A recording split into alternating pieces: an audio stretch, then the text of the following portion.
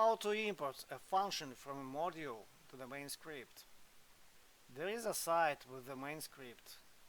To use the import statement, we gotta set the type of main script to module. There is another JS file with a function. Let this function return an inverted value. This file is a separate module. The module exports the inverse function.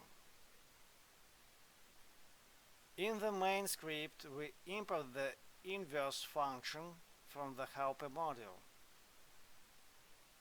Let's use it and log out the inverted value of 2.